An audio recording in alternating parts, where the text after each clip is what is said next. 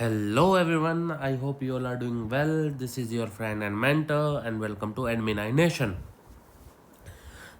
कल की क्लास में हमने पढ़ लिया था about NPM, context of its emergence, features and impact, weaknesses. आज हम रेलिवेंस, डिफरेंस और कुछ पोस्ट NPM डेवलपमेंट्स के बारे में देखेंगे। बाकी नियो टेलरिज्म भी डिस्कस कर लेंगे। टेलरिज्म हमने पढ़ा नहीं है, थोड़ा ओवरव्यू मैं आपको टेलरिज्म का उससे पहले दे दूंगा, तो इतनी कोई परेशानी होगी नहीं उसको समझने में। बाकी नेक्स्ट चैप्टर में जब हम टेलरिज्म पढ़ेंगे तो उसके बारे में भी देख लेंगे। कल एक क्वेश्चन दिया था, उस पर रिसर्च की, वेदर NPM रिवाइज डाइकोटोमी और नॉट, इसके बारे में भी डिस्कस करेंगे।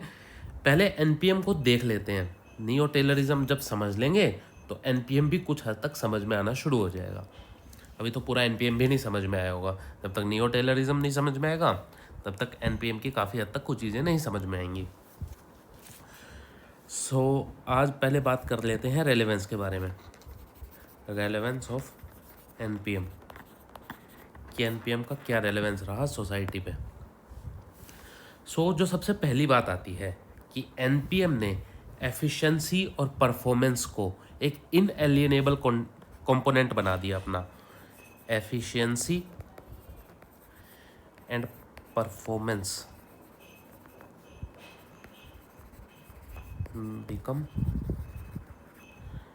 inalienable component। inalienable मतलब जो कि छीना नहीं जा सकता, that can't be taken away, that can't be taken away। मतलब अब एफिशिएंसी और परफॉर्मेंस जो कल्चर था वो पब्लिक एडमिनिस्ट्रेशन से सेपरेट नहीं हो सकता। पहली बात तो ये। दूसरी, government should be competent to deliver public services, कि गवर्नमेंट का काम है कि वो पब्लिक सर्विसेज प्रोवाइड करे। अब जो ब्यूरोक्रेट्स हैं वो सर्वेंट नहीं, वो मास्टर्स नहीं सर्वेंट के तौर पे काम करेंगे। ब्यूरोक्रेट्स ऐसे सर्वेंट नेचर अपना शो करना शुरू करेंगे। उन्हें एफिशिएंसी कल्चर शो करना है। To achieve efficiency and performance NPM provide best strategies. NPM के पास बेस्ट स्ट्रेटजीज हैं। बेस्ट स्ट्रेटजीज किसके लिए? To achieve efficiency and performance. क्यों? Performance accountability, managerialism, managerial autonomy, performance culture, ये सब उसने बताया था ना। कल की क्लास में हमने देखा कि उसने क्या क्या कहा था। मार्केटाइजेशन, रेगुलेशन एंड फैसिलिटेशन जो गवर्नमेंट का काम होना चाहिए, मैनेजेरियलिज्म, इसमें MOUs हमने पढ़ा था, याद होगा, मिनी रत्ना, नवरत्ना, तो वो सब इसका कल्चर के तौर पे था। तो वो अपनी स्ट्रेटजीज बताता है कि कैसे आप एफिशिएंसी और परफॉर्मेंस इंक्रीज कर सकते हो। तीसरा, इसने ब्यूरोक्रेसी की प्रॉब्लम को हाईलाइट किया। ब्यूरोक्रेसी प्रॉब्लम्स गोट हाईलाइटेड। अब ब्यूरोक्रेसी की प्रॉब्लम क्या थी? इनएफिशिएंसी। ब्यूरोक्रेसी जो है वो अपने आप में इनएफिशिएंट थी। उसको बेटर करने के लिए NPM अपनी स्ट्रेटजीज प्रोवाइड करता है। तीसरा, मैनेजेरियल ऑटोनॉमी।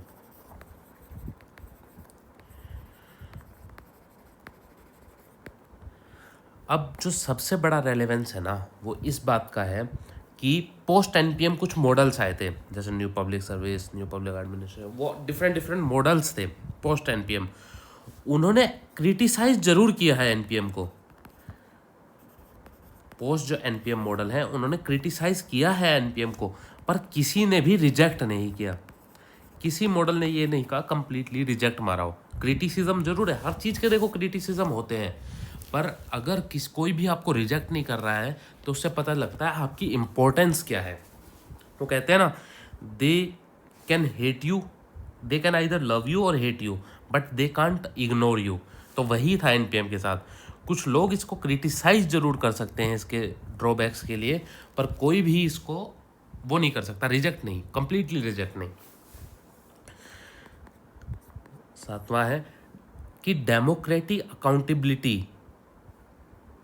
अब हम थोड़ा हाँ, जो इसका रेलेवेंस सिखाता है कि ये क्रिटिसिज्म मान लीजिए आप, जो क्रिटिसिज्म था, जो क्रिटिक्स इधर से देते हैं कि जो डेमोक्रेटिक अकाउंटेबिलिटी है वो इम्पोर्टेंट है, democratic accountability is important, but it lacks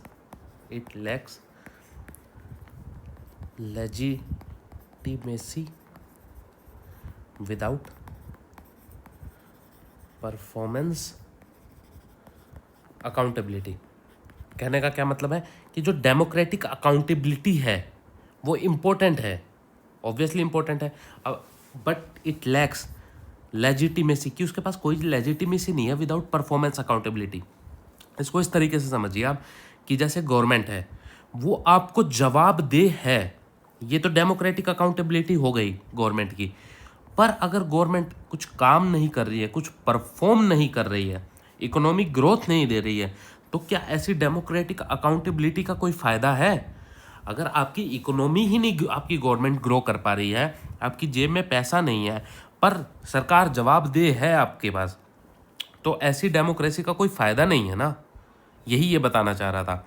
अब जैसे यूएस, आप चाइना का एग्जांपल लीजिए, चाइना में परफॉर्मेंस अकाउंटेबिलिटी है कि वहाँ की गवर्नमेंट परफॉर्म करती है, पर डेमोक्रेटिक अकाउंटेबिलिटी नहीं है, पर लोगों की जेब में पैसा है। चलो ये तो एक बार को चल जाएगा, पर कोई ऐसी सरकार को आप इमेजिन कीजिए, जैसे इंडिया को तो नहीं, आप इंडिया का एग्जांपल वैसे लिखेंगे नहीं अपने आंसर में इस तरीके से, मान लीजिए इंडिया की ही सरकार होती, वो इंडिया को जवाबदेह है, पर हमारी अगर जीडीपी ग्रो नहीं कर पा रही है, तो ऐसी जवाबदेही का फ़ायदा क्या है? ठीक है ना। तो यही वो कहना चाह रहा था कि डेमोक्रेटिक अकाउंटेबिलिटी इंपॉर्टेंट है, डेमोक्रेटिक अकाउंटेबिलिटी होनी चाहिए, बट जब तक गवर्नमेंट परफॉर्म नहीं कर पा रही है, गवर्नमेंट की परफॉर्मेंस अकाउंटेबिलिटी नहीं है, तो ऐसी डेमोक्रेटिक अकाउंटेबिलिटी का कोई फ़ायदा नहीं है। तो इसी कारण जो अकाउंटेबिलिटी है वो मल्टी डायमेंशनल कंसेप्ट बन गया था, मल्टी डायमेंशनल कंसेप्ट। यार एक बात मुझे बताना आप लोग, जैसे जो ऑन रेगुलर बेसिस देख रहा है, कोई तो देख रहा होगा आई थिंक, अभी तो शायद ज़्यादा लोग देख नहीं रहे हैं मेरी वीडियोस को, पर जो भी देख रहा है, मैं ऐसे लिख लिख के अगर आपको समझा दिया करूं, या मैं पहले लिख लिया करूं फिर उसको आपको समझाता जाया करूं, जो भी देख रहा हो अगर कमेंट में अगर बताना चाहिए, अपनी एक सजेशन दे दे कि आप ऐसे लिख लिख के समझाने में आपको बेटर अच्छा लगता है, या मैं पहले एक पीडीएफ के तौर पे या खुद अपनी रिटन नोट्स में रिटन बना दूं, फिर उसको आपको समझाता जाया करूं। अगर कोई देख रहा हो तो ज़रूर बता देना, बाद में तो फिर बात का देखेंगे। चलिए अगला पॉइंट, कि जो even in India NPM become one of the most important agendas. NPM जो है इंडिया में भी one of the most important agenda बना, NPM most important agenda. Basically 2014 के बाद ये ज़्यादा न्यूज़ में आया है।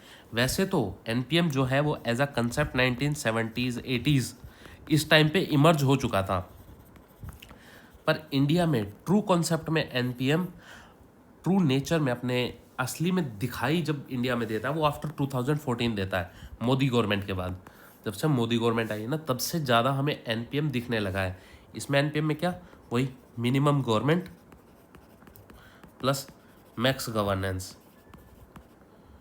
प्राइवेटाइजेशन जिसे हम बोल देते हैं, लोग आरोप लगाते हैं मोदी सरकार पे कि ये सब प्राइवेटाइज कर रहा है, प्राइवेटाइजेशन।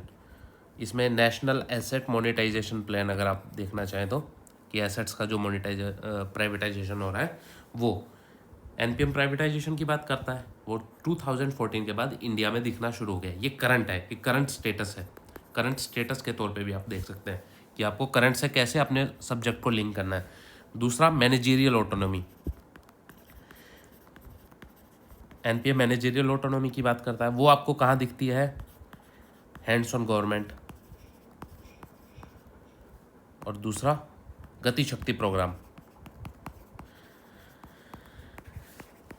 अब हैंड्स ऑन गवर्नमेंट होता क्या है, पहले ये समझने वाली बात है। हैंड्स ऑन गवर्नमेंट बेसिकली हम उसको बोलते हैं कि मिनिमल इंटरफेरेंस होना चाहिए, और नॉन इंटरवेंशन। गवर्नमेंट जब मिनिमल इंटरफेरेंस करती है और नॉन इंटरफेरेंस की पॉलिसी रखती है तब उसको हैंड्स ऑन गवर्नमेंट, एक थ्योरी है, एक कंसेप्ट है हैंड्स ऑन गवर्नमेंट का। यही इसी का एग्जांपल हैंड्स ऑन गवर्नमेंट का गति शक्ति प्रोग्राम है। गति शक्ति में क्या है, डिफरेंट मिनिस्ट्रीज को आपने क्लब टुगेदर किया है ताकि इंफ्रास्ट्रक्चर बेटर हो सके देश का, और उसमें आपको जवाबदेही नहीं है। Eight the end of the year आपका इवेल्युएशन होगा, पर बीच में गवर्नमेंट की तरह हर हफ्ते कोई ना कोई आपको मतलब देशी भाषा में तो ये बोलते हैं कोई उंगली करने नहीं आएगा। हर हफ्ते कभी ऊपर से ये ऑर्डर आ रहा है, कभी वो ऑर्डर आ रहा है, हर कोई डंडा देने नहीं आएगा। Eight the end of the year आपका इवेल्युएशन होगा बस। ये है हैंड्स ऑफ गवर्नमेंट, इसको कहा जाता है बेसिकली देसी भाषा में, हमारी देहाती भाषा में। दूसरा, infusion of performance culture. Infusion of performance culture in bureaucracy. Performance culture मतलब मैंने कई बार आपको एग्जांपल दिया है, परफॉर्म और पेरिश, मोदी गवर्नमेंट का, कि या तो परफॉर्म करो नहीं तो निकाल दिए जाओगे। ठीक है, तो यही है। अब जैसे इसमें मोहित भट्टाचार्य थिंकर है ना हमारे। थिंकर क्या है, बुक भी इनकी पब्लिक एडमिनिस्ट्रेशन की। इन्होंने एनपीएम को 3 मोस्ट इंपॉर्टेंट डेवलपमेंट में शामिल किया है। One of the 3 most important development in public administration. ठीक है, बाकी 2 कौन सी है, पहली तो मैक्स वेबर की ब्यूरोक्रेसी और दूसरा नेटवर्क गवर्नेंस। इसके लिए ना एक स्टेटमेंट यूज होती है कि अगर आपको एनपीएम कहीं लिखने के लिए आ जाए या एनपीएम से रिलेटेड कोई क्वेश्चन आए तो उसको आप ऐसे, इस कोड को आप कमेंट कर सकते हैं, if a state has to maintain law and order it can only be done by bureaucratic way, but if it need to achieve efficiency it can only be achieved by NPM way। ठीक है, तो ये NPM के relevance हो गया। Current status भी बता दिया मैंने, कैसे करंट गवर्नमेंट एनपीएम को अपने एजेंडाज में यूज़ करती है। अब थोड़ी सी बात कर लेते हैं नियो टेलरिज्म के बारे में। Neo Taylorism as a principle वही 1980s में इमर्ज हुआ था। नियो टेलरिज्म और एनपीएम आपस में एक दूसरे के हैंड इन हैंड चलते हैं। मतलब एनपीएम भी वही बात करता है जो नियो टेलरिज्म बात करता है, और पोलिट ने तो एनपीएम को नियो टेलरिज्म ही बता दिया था कि नियो टेलरिज्म ही एनपीएम है। तो टर्म वही कोइंड बाय पोलिट। ये बेसिकली टेलर के ना आइडिया का एक्सटेंशन है, टेलर आइडिया एक्सटेंशन। अब टेलर का आइडिया, अब टेलर के आइडिया को समझने के लिए हमें पहले टेलरिज्म समझना पड़ता है। टेलरिज्म हम समझेंगे चैप्टर 2 में। चैप्टर 2 में थ्योरी है साइंटिफिक मैनेजमेंट थ्योरी, वो टेलर ने दी है। तो टेलर क्या बात करते हैं, अभी मैं आपको ओवरऑल ऊपर से बता देता हूँ कि टेलर कहना क्या चाहते हैं। टेलर ना एफिशिएंसी इंक्रीज करने की बात करते हैं, साइंटिफिक अपने कुछ मेथड्स देते हैं, ब्यूरोक्रेटिक अकाउंटेबिलिटी इंक्रीज करने की बात करते हैं। तो टेलर एफिशिएंसी और अकाउंटेबिलिटी बढ़ाने की ही बात टेलरिज्म है। अगर आपको ऊपर रूट सीधा सिर्फ एक लाइन में बताना चाहूँ तो एफिशिएंसी और अकाउंटेबिलिटी का बढ़ाना, कि कैसे एफिशिएंसी और अकाउंटेबिलिटी ऑर्गेनाइजेशन में बढ़ाई जा सकती है, यही टेलरिज्म है। और इसी आइडिया को जब एक्सटेंड कर दिया जाता है, एक्सटेंशन कर दिया जाता है, विस्तार कर दिया जाता है इस आइडिया का, तो वही नियो टेलरिज्म है।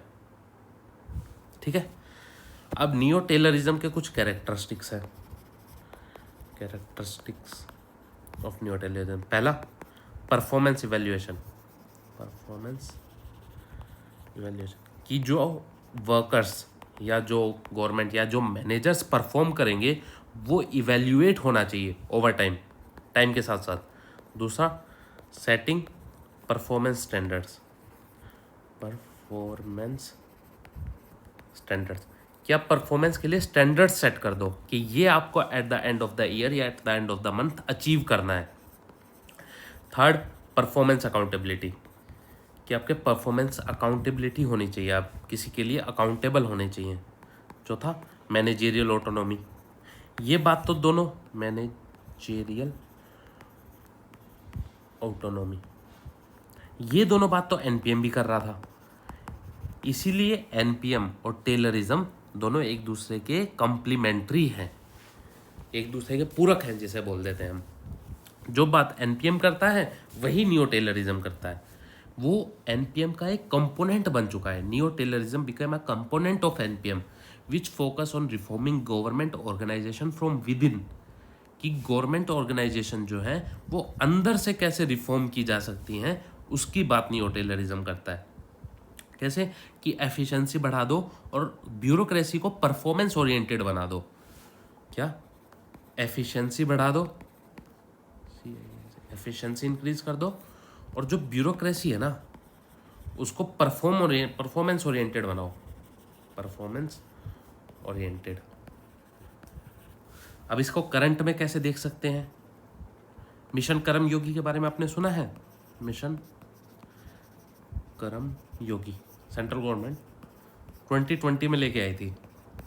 इसमें क्या था कि रोल बेस्ड ट्रेनिंग होनी चाहिए और हमें फ्यूचर रेडी सिविल सर्वेंट तैयार करने हैं जो कि परफॉर्म ओरिएंटेड हो, परफॉर्मेंस ओरिएंटेड हो। ये नहीं कि सिविल सर्वेंट्स आप बैठे हुए हैं, हाँ अपनी कुर्सी पर जाके 9 बजे का टाइम है तो 11 बजे आ रहे हैं, 5 बजे की छुट्टी है तो 3 बजे चले जा रहे हैं, उसके बीच में अपना लंच करके चलो जी 2 घंटे का लंच, बाकी इधर उधर राउंड मारा एक दो, काम हो गया आज का। नहीं, ऐसा नहीं होना चाहिए, परफॉर्मेंस ओरिएंटेड होने चाहिए। उनको एक गोल्स दिए जाने चाहिए, जो goals eight the end of the year पूरे होने चाहिए। अगर वो नहीं हुआ तो पेरिश, या तो परफॉर्म करो या पेरिश हो जाओ। वही, ये तो आपको हर जगह देखने को मिलेगा, जहाँ भी आपको कुछ ये ऐसी ब्यूरोक्रेसी की बात अगर करंट के तौर पे रिलेट करने के लिए आ जाए ना, तो सीधा सीधा ये बोल देना या तो परफॉर्म या पेरिश। ये गवर्नमेंट का खुद का प्रिंसिपल है, मोदी गवर्नमेंट का।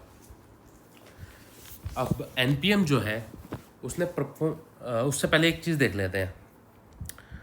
टेलरिज्म और नियो टेलरिज्म में मैंने फ़र्क तो बता ही दिया है, बाकी अगर लिखना हो ना एक बार, टेलरिज्म वर्सेस नियो टेलरिज्म, फ़र्क नहीं बताया था मैंने, बेसिकली टेलरिज्म को एक्सप्लेन कर दिया था। टेलरिज्म जो है ना वो वर्कर लेवल पे फोकस करता है कि वर्कर्स को हम कैसे उनकी एफिशिएंसी और अकाउंटेबिलिटी बढ़ाई जा सकती है, कि वर्कर्स पे हमें फोकस देना है। वर्कर्स सारा काम वर्कर करते हैं, तो वर्कर्स को बोलो कि अपनी अकाउंटेबिलिटी बढ़ाओ और अपनी परफॉर्मेंस बढ़ाओ। अगर वर्कर अपनी परफॉर्मेंस बढ़ाएंगे ना तो eight the end of the day जो इंडस्ट्री है या ऑर्गेनाइजेशन है उसकी एफिशिएंसी बढ़ जाएगी।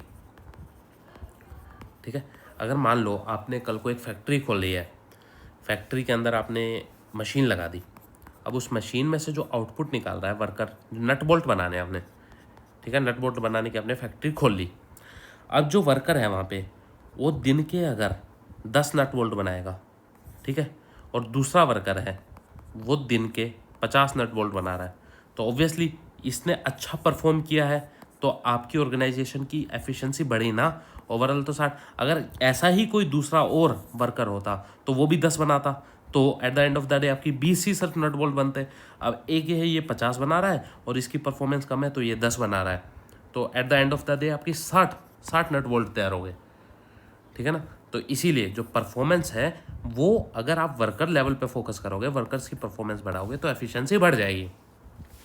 और न्यू टेलरिज्म क्या कहता है, मैनेजर लेवल पे फोकस करो आप। मैनेजर लेवल पे कैसे बनाना, तो सर वर्कर्स को है, हाँ, पर वर्कर्स को ऑर्डर देना मैनेजर का काम है। अब ये नहीं बना रहा है, ये वर्कर सिर्फ 10 ही बना रहा है, तो मैनेजर को बोलो इस वर्कर को रिप्लेस करो, कोई ऐसा बंदा लेके आओ जो एटलीस्ट 40 तो बनाए। चलो 50 नहीं बना पा रहा है, उतनी उसकी परफॉर्मेंस नहीं है, उसमें कोई दिक्कत है, इतना नहीं बना पा रहा, वो कैपेसिटी नहीं है, इसको भाई 10 साल का एक्सपीरियंस है उस कंपनी में काम करते हुए, तो कोई ऐसा लेके आओ जो एटलीस्ट 40 बना रहा हो या 30 तो बनाए, तो भी at the end of the 50, 60, 80 nut bolt बने जहाँ 60 बन रहे थे पहले। ठीक है, तो मैनेजर लेवल पे फोकस करता है कि मैनेजर अपनी परफॉर्मेंस बढ़ाए, मैनेजर अपना आइडिया दे, या मैनेजर इसको अपना आइडिया दे सकता है, या इन दोनों को बिठा के कुछ कोऑर्डिनेशन बनवा सकता है इनके बीच में कि भाई तू अपनी ट्रिक बता, तू 50 बना कैसे रहा है, तो वो सब आपस में एक्सप्लेन करेगा। तो ये मैनेजर का काम है, ठीक है। दूसरा, टेलरिज्म जो है ना वो टेक्निक ओरिएंटेड है। टेक्निक ओरिएंटेड क्या, टेलरिज्म डिफरेंट टेक्निक्स देता है अपनी साइंटिफिक मैनेजमेंट और उसकी टूल्स की टेक्निक, कुछ अपनी डिफरेंट टेक्निक्स हैं टेलरिज्म के में। जब आप टेलरिज्म पढ़ेंगे ना तो डिफरेंट डिफरेंट टेक्निक्स उसके अंदर आती हैं। इसमें रूल ऑफ थंब आता है, सोल्डरिंग प्रिंसिपल टेलर का, और दूसरा कौन सा था, shop floor management, merit based selection, mental revolution, time and motion study, piece rate system. Piece rate system ये एक इंपॉर्टेंट प्रिंसिपल है। तो यही डिफरेंट टेक्निक्स हैं। जब टेलरिज्म पढ़ेंगे, जब इनकी बात करते हैं, डिफरेंट डिफरेंट कौन कौन से डिफरेंट टेक्निक्स हैं, टूल्स हैं, और ये जो है ना ये मैनेजीरियल ओरिएंटेड है कि managerial autonomy, perform and perish, ये इसकी बात करता है नियो टेलरिज्म। ये ज़्यादा बात टूल्स एंड टेक्निक्स की, इसमें कोई डिफरेंट टेक्निक्स नहीं है नियो टेलरिज्म में। तीसरा, अगेंस्ट ऑटोनॉमी, ठीक है, कि ये ऑटोनॉमी नहीं है वर्कर्स, क्योंकि वर्कर लेवल पे फोकस कर रहा है तो वर्कर्स के पास कुछ ऑटोनॉमी नहीं है। मैनेजर जो उसको ऑर्डर देगा ना, टेलरिज्म ये बात कहता है कि जो मैनेजर ऑर्डर देगा ना वर्कर को बस वो ऑर्डर फॉलो करना है, वर्कर को अपना दिमाग नहीं लगाना है। हाँ, ये सीधी सीधी बात टेलरिज्म बोलता है कि वर्कर को दिमाग लगाने की कोई जरूरत नहीं है, वर्कर को आइडिया नहीं सोचने हैं, आइडिया मैनेजर के थ्रू आएगा, वर्कर को बस उसको इम्प्लीमेंट करना है। और जो न्यू टेलरिज्म है वो वही मैनेजरियल ऑटोनॉमी की बात करता है, मैनेजरियल ऑटोनॉमी, ठीक है। तो ये फ़र्क है टेलरिज्म और न्यू टेलरिज्म के बीच में। बाकी जब टेलरिज्म पढ़ लेंगे तो काफ़ी हद तक समझ आ जाएगा, सब भी समझ आ जाएगा, पीस रेट सिस्टम क्या है, साइंटिफिक मैनेजमेंट क्या है, ठीक है, शॉप फ्लोर मैनेजमेंट क्या है। अब जो एनपीएम है ना वो प्रमोट करता है परफॉर्मेंस अकाउंटेबिलिटी को, परफॉर्मेंस अकाउंटेबिलिटी को कैसे, बाय ब्रिंगिंग नियो टेलरिज्म क्या, NPM promoted performance accountability by bringing neo Taylorism. कैसे, पहला, परफॉर्मेंस कॉन्ट्रैक्ट होना चाहिए,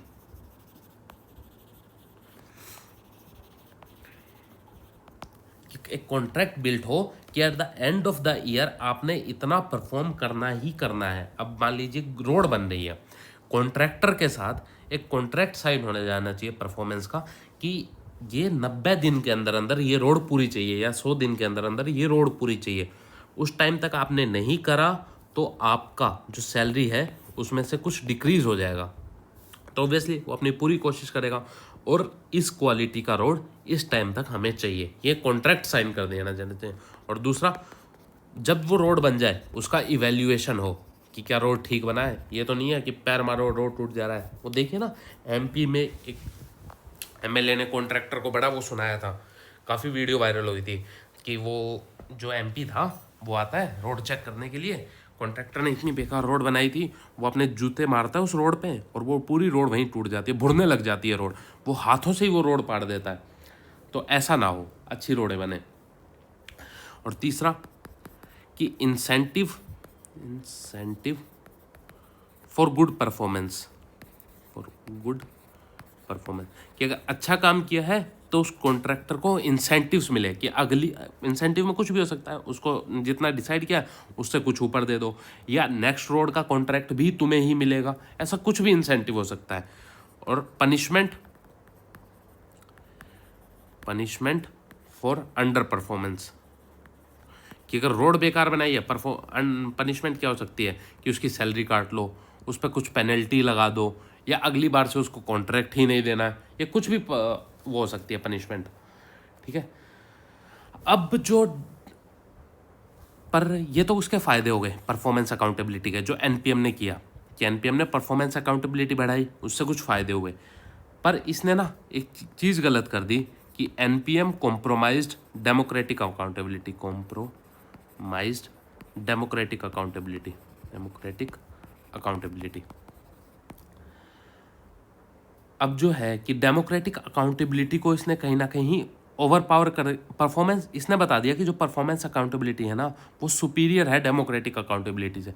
पर मैंने आपको बताया था कि डेमोक्रेटिक अकाउंटेबिलिटी इंपॉर्टेंट है, ऐसी परफॉर्मेंस का कोई वो नहीं है रीज़न। अब अगर सिर्फ परफॉर्मेंस अकाउंटेबिलिटी रहेगी और डेमोक्रेटिक अकाउंटेबिलिटी नहीं रहेगी तो देश चाइना जैसा बन जाएगा। चाइना में क्या है, एक सरकार है, कोई डेमोक्रेटिक अकाउंटेबिलिटी नहीं है, लोगों को सरकार से सवाल पूछने का कोई वो नहीं होता। अभी जो अली बाबा का जो वो है ऑनर, उसका नाम तो करंटली कुछ था, चुंग चुंग ऐसे कुछ करके अजीब सा नाम था, वो जो अली बाबा का लीडर है, उसने एंटी गवर्नमेंट चाइना की गवर्नमेंट के खिलाफ कुछ एक स्टेटमेंट दे दी थी, तो वो काफ़ी टाइम तक गायब रहा था। सुना होगा आपने, जैकमा नाम है इसके, अली बाबा का जो वो है ऑनर, अली बाबा चाइना की कंपनी है, एक्सपोर्ट कंपनी है। जैकमा ने एक स्टेटमेंट दे दी थी अबाउट कि जो रिजीम चल रहा है चाइना में उसके अगेंस्ट में, तो कुछ 7-8 महीने तक जैकमा गायब रहे थे, पब्लिक उसमें व्यू में आए ही नहीं, ना कोई न्यूज़ रिपोर्टर ना कुछ और। तो ऐसी परफॉर्मेंस अकाउंटेबिलिटी का क्या फ़ायदा है जहां लोग सिर्फ सवाल भी ना कर सके अपनी गवर्नमेंट से, ठीक है ना। तो परफॉर्मेंस, तो दोनों चीज़ें ही इंपॉर्टेंट है। ऐसी डेमोक्रेटिक अकाउंटेबिलिटी का भी कोई फ़ायदा नहीं है जहाँ परफॉर्मेंस अकाउंटेबिलिटी ना हो, और ऐसी परफॉर्मेंस अकाउंटेबिलिटी का भी कोई फ़ायदा नहीं है जहाँ डेमोक्रेटिक अकाउंटेबिलिटी ना हो। तो दोनों हैंड इन हैंड जानी चाहिए, ठीक है। तो यही कॉम्प्रोमाइज़ हुआ था कि परफॉर्मेंस अकाउंटेबिलिटी को इसने सब्जेक्ट कर दिया था डेमोक्रेटिक अकाउंटेबिलिटी के। अब कैग या लेजिस्लेचर आपकी काम को अगर वो ही नहीं कर पा रहे हैं कि आपने eight the end of the year कैसा काम किया है उसको असेस ही नहीं कर पा रहे हैं, तो ऐसी परफॉर्मेंस अकाउंटेबिलिटी का भी कोई फ़ायदा नहीं है, ठीक है। और जो सबसे बड़ी बात है ना, जो परफॉर्मेंस अकाउंटेबिलिटी है वो मैनिपुलेट की जा सकती है। Performance accountability can be manipulated. अब इसके लिए केस आता है एंथ्रिक्स देवास डील। इसमें क्या हुआ था, इनके बीच में quid pro quo agreement sign हुआ था। क्विड, मैं लिख देता हूँ के लिए, QUID, Kwid pro quo agreement, Latin statement है, इसका मतलब होता है something for something, something for something, कि एक हाथ लो दूसरे हाथ दो, यही। इसमें क्या है, जो एंथ्रिक्स है ना, इसरो की विंग, प्राइवेट विंग, तो उसने ऑटोनॉमी जो उसको मिली थी उसको मिसयूज़ कर दिया गया था। इन दोनों के बीच में हुआ था कि आप हमारी सैटेलाइट यूज़ कर लेना, हमें अपने लिए 5 ब्रॉडबैंड के लिए टावर्स यूज़ करने दे देना, तो मतलब ये हुआ था। तो लोग बीच में ही पैसा खा गए, जो मैनेजर्स थे, जो ब्यूरोक्रेट्स थे, बीच में ही अपना घपला कर गए। तो वही बात है कि परफॉर्मेंस अकाउंटेबिलिटी और डेमोक्रेटिक अकाउंटेबिलिटी दोनों साथ साथ चलनी चाहिए। अगर ज़्यादा परफॉर्मेंस अकाउंटेबिलिटी पे फोकस कर दिया तो वही परफॉर्मेंस अकाउंटेबिलिटी मैनिपुलेटेड भी की जा सकती है, मिसयूज भी की जा सकती है। तो यही कहने का मतलब था, बस यही एनपीए में परफॉर्मेंस अकाउंटेबिलिटी में नियो टेलरिज्म के उसके कैरेक्टरिस्टिक्स और कैसे नियो टेलरिज्म इन्फ्लुएंस किया था एनपीएम को। अब देख लेते हैं एनपीएम और पीसीए, पब्लिक चॉइस अप्रोच में क्या रिलेशन है। तो एनपीएम, इसको एक फॉर्मूले के तौर से याद रखना, NPM equal to PCA plus neo Taylorism, ठीक है। कि एनपीएम में अगर पीसीए में नियो टेलरिज्म के प्रिंसिपल ऐड करा दो तो हमारे पास एनपीएम आ जाता है, ठीक है। कि मतलब PCA public choice approach, privatisation, उस सब की बात करता है ना, तो उसी में नियो टेलरिज्म की मैनेजरियल ऑटोनॉमी ऐड कर दो तो एनपीएम के प्रिंसिपल्स आ जाते हैं, ठीक है। अब देख लेते हैं एनपीएम में और पीसीए में डिफरेंस क्या है, पब्लिक चॉइस अप्रोच, ठीक है। एनपीएम बात करता है इंटर ऑर्गेनाइजेशनल रिलेशनशिप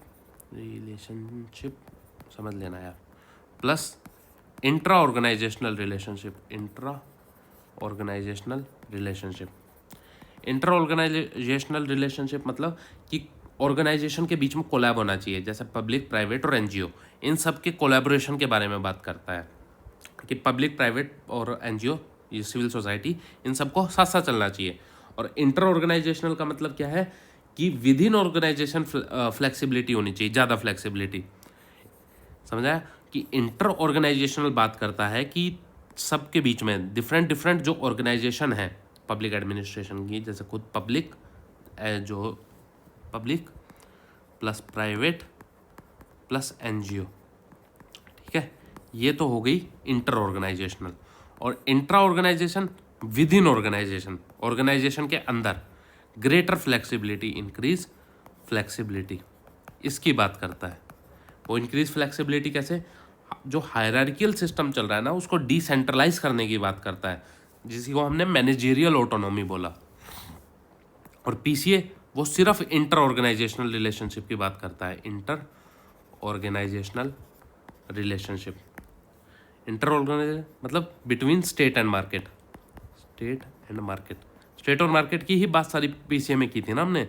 पीसीए में इंटर ऑर्गेनाइजेशन के अंदर स्टेट के खुद के अंदर कैसे फ्लेक्सिबिलिटी होगी इसकी तो कभी बात हुई ही नहीं ना पीसीए के अंदर।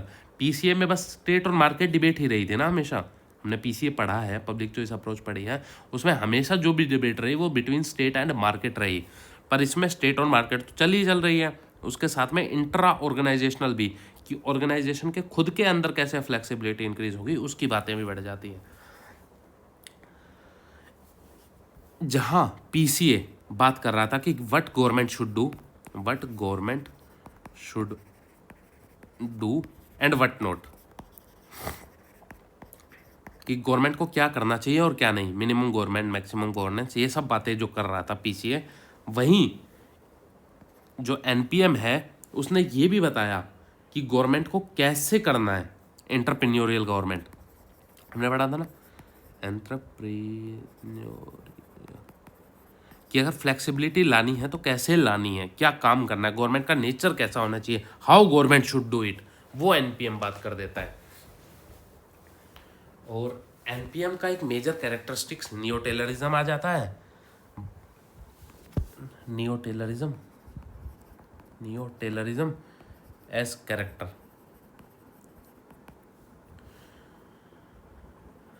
और ये बात करता है कि how with in government reform, ठीक है, कि विद इन गवर्नमेंट कैसे रिफॉर्म्स हो जाए।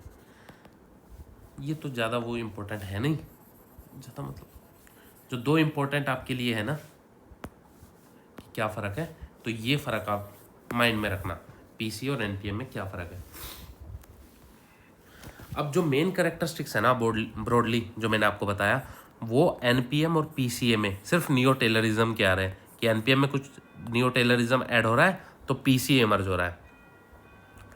पीसीए जो है ना वो ब्रॉड पर्सपेक्टिव है based on criticism to the role of state, कि पीसीए में हमने यही बात की ना कि रोल ऑफ स्टेट का कैसे क्रिटिसिज्म होता है। पीसीए में जो सारी बात हो रही थी वो सिर्फ जो स्टेट का रोल है वो डिक्रीज होने की बात हो रही थी, डिक्रीज रोल ऑफ स्टेट। जो एनपीएम है ना वो एक इनोवेशन के तौर पे इमर्ज होता है, जो ऑलरेडी पीसीए में फॉर्मुलेशन और मैनेजेरियल टेक्निक्स की बात हो चुकी थी, उसी फिलोसॉफिकल बेस को ध्यान में रखते हुए, फिलोसॉफिकल बेस तो वही रहा, कौन सा philosophical base, neo liberal philosophy, याद है, उसी फिलोसॉफिकल बेस को माइंड में रखते हुए उसी में कुछ इनोवेशंस और डाल के एनपीसीए के बाद एनपीए का इमर्जेंस हो गया, ठीक है। इसीलिए हम कहते हैं हेंस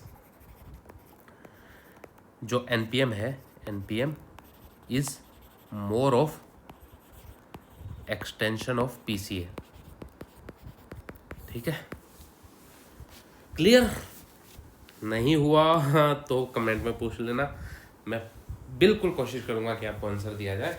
बाकी आप टेलीग्राम चैनल ज्वाइन कर सकते हैं, वहाँ पे पूछ लेना। टेलीग्राम चैनल का लिंक नीचे वीडियो डिस्क्रिप्शन में मिल जाएगा, या चैनल में जाके देख लेना, वहाँ मिल जाएगा। नहीं तो एडमिन आई नेशन इसके नाम पे है, एडमिन नहीं है, एडमिन है, ADMN, ठीक है, एडमिन आई नेशन इसके नाम पे है। नहीं तो आपको लिंक तो नीचे मिल ही जाएगा, अगर आप चैनल के डिस्क्रिप्शन बॉक्स में जाएंगे ना, चैनल खोलेंगे तो वहाँ पे आपको मिल जाएगा, ठीक है। अब बात करते हैं वेदर, जो कल मैंने आपको काम दिया था, अगर किसी ने रिसर्च की हो तो, वेदर एनपीएम रिवाइज डाइकोटोमी, सबसे पहली बात ये क्वेश्चन ही क्यों आ रहा है कि एनपीएम रिवाइव कैसे कर रहा है डाइकोटोमी को। अगर आपने ध्यान से पढ़ा हो तो बात हो रही थी मैनेजरियल ऑटोनॉमी की, और पब्लिक एडमिनिस्ट्रेशन में जब अगर हम पढ़ते हैं तो यही मैनेजर कौन है, ये मैनेजर हैं ब्यूरोक्रेट्स। ब्यूरोक्रेट्स मैनेजर के तौर पे काम कर रहे हैं, और इन्हीं मैनेजर्स को, इन्हीं ब्यूरोक्रेट्स को जब ऑटोनॉमी देने की बात होती है, ब्यूरोक्रेट्स कौन है, पब्लिक एडमिनिस्ट्रेशन। ब्यूरोक्रेट्स क्या संभालते हैं, पब्लिक एडमिनिस्ट्रेशन, और वहीं पे पॉलिटिशियंस क्या संभालते हैं, पॉलिटिक्स। और इसी एडमिनिस्ट्रेशन, यही ब्यूरोक्रेट्स ऑटोनॉमी मांग रहे हैं। तो क्या बात हुई, public administration versus politics, separate कर दो। इसी को डाइकोटोमी, याद हो विल्सन ने डाइकोटोमी प्रिंसिपल दिया था, पब्लिक एडमिनिस्ट्रेशन वर्सेस पॉलिटिक्स। तो यहीं से वो बात इमर्ज होती है मैनेजरियल ऑटोनॉमी के थ्रू। ठीक है। दूसरा, hands on government. Hands on government अभी अभी मैंने समझाया था गति शक्ति, जब इसका एग्जांपल दिया था कि मिनिमल इंटरफेरेंस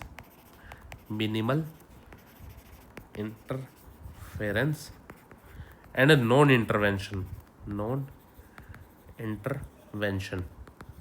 ये बात होती है कि जो पॉलिटिशियंस हैं उनका मिनिमल इंटरफेरेंस होना चाहिए और नॉन इंटरवेंशन होना चाहिए। आप eight the end of the year एक बार रिपोर्ट को एसेस कर सकते हो, आप रिपोर्ट पढ़ सकते हो कि क्या काम हुआ है, कैसे हुआ है, एफिशिएंसी देख सकते हो, पर ये नहीं है कि डेली आप इंटरवेंशन करने आ जाओगे। तो ये भी डाइकोटोमी, जो बात डाइकोटोमी कर रही है वही बात कर रही थी। तीसरा ये बात करती है जो एनपीएम है, वो कहीं ना कहीं ये भी बात करता है arms length organisation. Arms length organisation का मतलब क्या है कि एक डिस्टेंस क्रिएट कर दिया जाना चाहिए मिनिस्टर्स और अथॉरिटीज़ के बीच में, ताकि ऑटोनॉमी बढ़ सके। मान लो अब दिल्ली में बैठे हैं मिनिस्टर्स, और पेरीफेरी पे हरियाणा के किसी गांव झज्जर तो पता है, सिरसा मान लो, अगर हरियाणा से कोई आ रहा हूँ, मैं हरियाणा से आता हूँ, आप अपने स्टेट का एग्जांपल ले रहे हैं। अब दिल्ली में मिनिस्टर्स बैठे हैं और सिरसा में पब्लिक एडमिनिस्ट्रेशन चल रहा है, तो जितना दूर है उतना ही मतलब आर्म्स लेंथ ऑर्गेनाइजेशन इंक्रीज हो जाएगा, मतलब उतना ही कम इंटरफेरेंस होगा पॉलिटिशियंस का यहाँ बैठे हुए। अब सिरसा भी एग्जांपल नहीं लेना तो और दूर का ले लो, कन्याकुमारी। ठीक है, यहाँ दिल्ली में बैठा हुआ, अब कन्याकुमारी भी नज़दीक लग रहा है, चलो अंडमान एंड निकोबार आइलैंड। ठीक है, यहाँ तो बिल्कुल ही नहीं। तो दिल्ली में बैठे हुए लीडर को, दिल्ली में बैठे हुए एमपी को, एमएलए एमपीज को या मिनिस्टर्स को क्या पता होगा ग्राउंड रियलिटी क्या है अंडमान एंड निकोबार आइलैंड की। वहाँ तो जो डिस्ट्रिक्ट मैजिस्ट्रेट टीएम बैठा हुआ है वही सारा एडमिनिस्ट्रेशन वहाँ पे देखेगा। तो इतना जितना डिस्टेंस बढ़ता जाएगा किसके बीच में, मिनिस्ट्रीज के बीच में, और जो अथॉरिटी जो एडमिनिस्ट्रेशन है उसके बीच में, तो उतना ही ज़्यादा ऑटोनॉमी मिलती जाएगी एडमिनिस्ट्रेटर्स को। तो यही बात होती है। ये डिस्टेंस फिजिकल भी हो सकता है, ये डिस्टेंस नॉन फिजिकल भी हो सकता है। नॉन फिजिकल मतलब कि वर्क जो एडमिनिस्ट्रेटर काम कर रहे हैं उस काम को हर टाइम इंटरफेयर ना करे मिनिस्टर, ये हो गया नॉन फिजिकल। फिजिकल क्या, physical activity, physical boundary create कर दी आपने इतना ज़्यादा कि अंडमान और निकोबार और वहाँ दिल्ली करीबन 3000 किलोमीटर, शायद 3000 किलोमीटर ही डिस्टेंस इन दोनों के बीच में पड़ता होगा, अगर मैं श्योर हूँ तो। नहीं तो 2000 तो मान ही लो यार, 3 नहीं तो मानना, तो 2 मान लो कि दिल्ली और अंडमान एंड निकोबार के बीच में इतना डिस्टेंस क्रिएट कर दिया, तो वो कोई इंटरफेरेंस करने नहीं जा पाएगा। अब ये थोड़ी है मिनिस्टर आए दिन उठ गए अंडमान एंड निकोबार चल गया कि हाँ भाई बता यहाँ पे कैसे काम हो रहा है। ठीक है, तो ये बात एनपीएम ने कहीं ना कहीं की। अब इसका मतलब ये नहीं है कि उसने सेपरेशन डिमांड कर दिया पॉलिटिक्स और एडमिनिस्ट्रेशन के बीच में। अब सिर्फ बिजनेस लाइक अप्रोच दिखाने के लिए, ठीक है, ये मतलब नहीं है कि वो डाइकोटोमी को सपोर्ट कर रहा है या डाइकोटोमी को रिजेक्ट कर रहा है। ठीक है, क्योंकि हमें पता है इस टाइम तक 1970 तक ये बात आ चुकी थी कि जो पॉलिटिक्स है और एडमिनिस्ट्रेशन है वो सेग्रीगेशन या सेपरेशन में नहीं रह सकता। हाँ, ये ज़रूर है कि एनपीएम बात करता है एंटरप्रेन्योरियल गवर्नमेंट के बारे में, परफॉर्मेंस कॉन्ट्रैक्ट आउट कर देना मैनेजर्स को या ब्यूरोक्रेट्स को, और रिजल्ट ओरिएंटेड, इन सब की बात ज़रूर करता है एनपीएम। पर इसका मतलब ये नहीं है कि जो पॉलिटिक्स है एडमिनिस्ट्रेशन है उसका सेपरेशन मांग लिया। और ये सब करने के लिए, एंटरप्रेन्योरियल गवर्नमेंट बनाने के लिए, परफॉर्मेंस बढ़ाने के लिए, रिजल्ट ओरिएंटेड होने के लिए ये ज़रूरी है कि जो पॉलिटिक्स है वो एडमिनिस्ट्रेशन है वो हैंड इन हैंड चले, ठीक है ना। आप परफॉर्मेंस या रिजल्ट सिर्फ एडमिनिस्ट्रेशन पे तो नहीं, सिर्फ अगर एडमिनिस्ट्रेशन को अलग कर दिया, मान लो दिल्ली से इसको अंडमान निकोबार को इतना दूर कर दिया, तो जरूरी नहीं है ना कि अंडमान निकोबार में डेवलपमेंट होगा। जब मिनिस्टर्स, क्योंकि मिनिस्टर किसको, मिनिस्टर है जनता को अकाउंटेबल, मिनिस्टर्स हैं पीपल को अकाउंटेबल, पीपल उनसे डिमांड करेंगे ना, तो जो वहाँ पे मिनिस्टर बैठा हुआ है वो डीएम पे कंट्रोल रखेगा कि यार जनता को सेवा दो, जनता के लिए काम करो, जनता के लिए स्कूल बनाओ। तुम ऐसा नहीं कर सकते कि नहीं बनाओगे, क्योंकि डीएम जो है, सबसे बड़ी बात जो है ना, जो एडमिनिस्ट्रेटर होते हैं वो अकाउंटेबल नहीं होते पीपल को, ऑफ द सिटीजन्स को अकाउंटेबल नहीं होते हैं। जो मिनिस्टर होते हैं वो अकाउंटेबल होते हैं। अब मिनिस्टर से जनता तो सवाल करेगी, और जब जनता सवाल करेगी तो मिनिस्टर ऊपर से डीएम में डंडा करेगा कि हाँ इस काम को अभी अभी करके दो। तो जब तक मिनिस्टर्स और डीएम एक साथ नहीं चलेंगे, ऊपर से प्रेशर नहीं आएगा, काम नहीं होगा, तब तक आपको लगता है कि देश का विकास हो पाएगा। तो यही है कि एडमिनिस्ट्रेशन और जो पॉलिटिक्स है वो साथ साथ चलती है, ठीक है। ऑटोनॉमी सिर्फ इसके लिए नहीं है कि सेपरेट कर दिया तो ऑटोनॉमी मिल गई। ऑटोनॉमी वैसे भी दी जा सकती है कि आप हर चीज़ में ना अड़ंगी दें, मिनिस्टर जो है हर चीज़ में प्रॉब्लम्स ना क्रिएट करे, बस उतनी ही ऑटोनॉमी बहुत है। पर हाँ, एक चेक एंड बैलेंस ज़रूर चलता रहना चाहिए। तो यही बात थी कि एनपीएम ने डाइकोटोमी को कैसे रिवाइव किया। अब एक और छोटा सा एक प्रिंसिपल देख लेते हैं कि एनपीए और एनपीएम में क्या फ़र्क है, एनपीए वर्सेस एनपीएम। एनपीए क्या कहता है, public administration as politics. NPM हमने पूरा पढ़ लिया है, अब तक तो याद हो गया होगा। इसमें बोलता है public administration as business like approach, managerial autonomy, ये सब, ठीक है। दूसरा ये बात करता है डेमोक्रेटिक अकाउंटेबिलिटी के बारे में। अगर किसी ने ना देखा हो अभी तक परफॉर्मेंस अकाउंटेबिलिटी, एनपीए की वीडियो ना देखी हो तो मैंने ऑलरेडी बना दी है, आप प्लेलिस्ट में या चैनल पे जाके एनपीएम सर्च कर सकते हैं, एनपीएम बाय एडमिनाइजेशन, ठीक है। सर्च कर लेना, आपको पूरी वीडियो मिल जाएगी। 2 वीडियो है, 1.5 घंटे का टॉपिक है।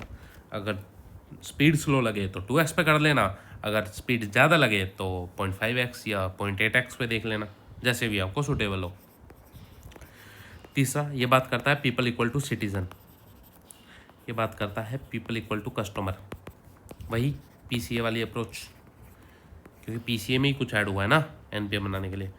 ये आया था ये हमने क्रिटिसिज्म में भी बात की थी कि सिर्फ अमेरिकन प्रॉब्लम को सॉल्व करने के लिए इमरजेंस हुआ था, टू सॉल्व अमेरिकन प्रॉब्लम्स। ये आया था to solve market problems.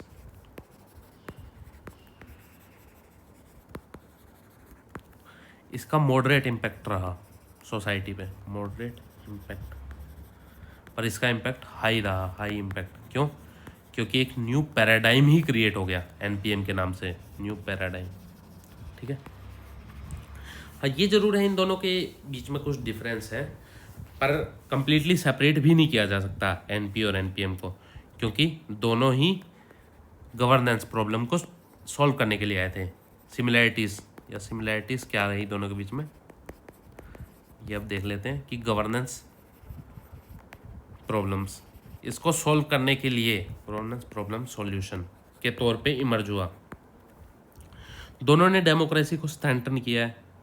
NPM में ब्रॉड सेंस में इसकी बात की है, और एनपीएम ने नैरो सेंस में सीधी सीधी वो बात कर दी। NPM in broad sense improve democracy by increasing efficiency of the state, ठीक है। एनपीएम ने, दोनों ने डेमोक्रेसी,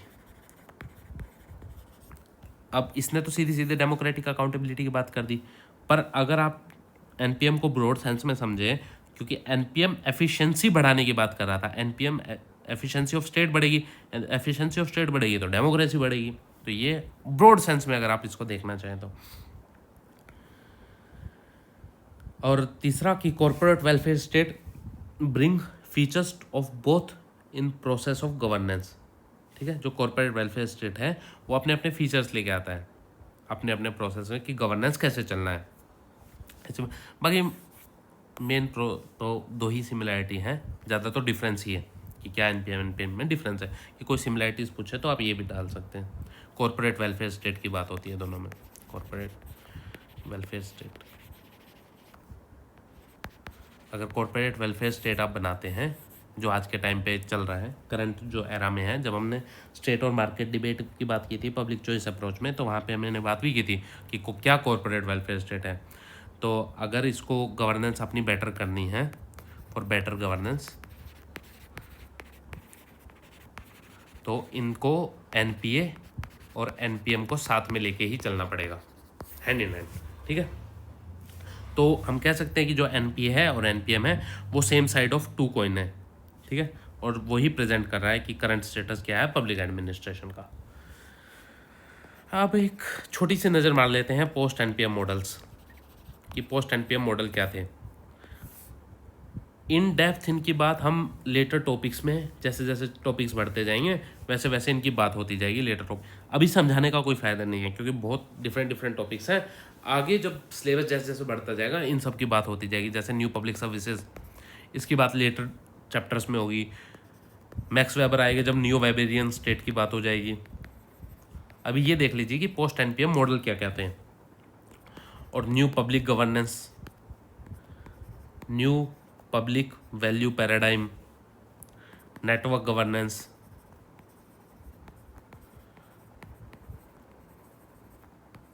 थर्ड पार्टी गवर्नेंस कि कैसे कॉन्ट्रैक्ट आउट कर दी जाती हैं चीज़ें, थर्ड पार्टी गवर्नेंस, और पब्लिक पैशन अप्रोच। तो ये सब डिफरेंट मॉडल्स हैं, इनके बारे में अभी बात नहीं करेंगे। जैसे जैसे सिलेबस आगे बढ़ता जाएगा वैसे वैसे कहीं ना कहीं एज अ टॉपिक में आती जाएंगी, तो जब इनकी बातें कर लेंगे। तो चलिए आज के लिए यही था, और thank you and have a nice day.